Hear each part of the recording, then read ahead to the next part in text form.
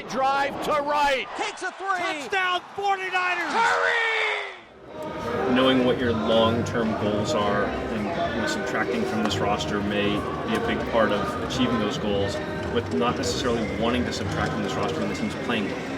Yeah, I mean, we said through the off season and even into the season, our goal is to play meaningful baseball as deep into the season as we can, and so guys that are helping us do that and accomplish that, and if we kind of continue to play well over these next couple of weeks, then some of the narratives that are out there about what we might do at the trade deadline are probably going to conflict with that goal to keep pushing on a season where we still hope to accomplish some things. So we're, like every team out there, evaluating the trade market. It's going to be probably an even more feverish pitch without the August trade waiver period. So whether it's, and we've talked a little bit, I don't,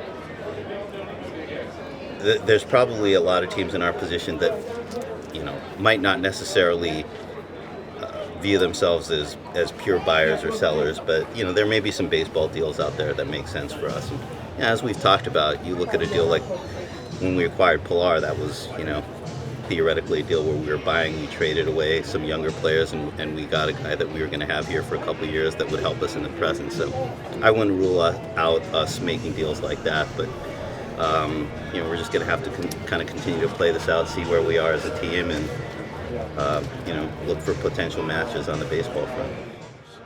Yeah, the one thing that I've preached internally, as we talk through things with ownership and talk through things in the clubhouse and with our baseball operations group is,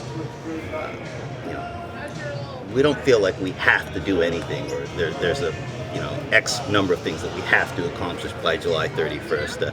I think when you put yourself in that position, you create sort of unnecessary pressure and maybe panic to do something that isn't in your long-term interest. So, we're like every other team out there, we're in an evaluation period, and obviously there is a deadline coming up.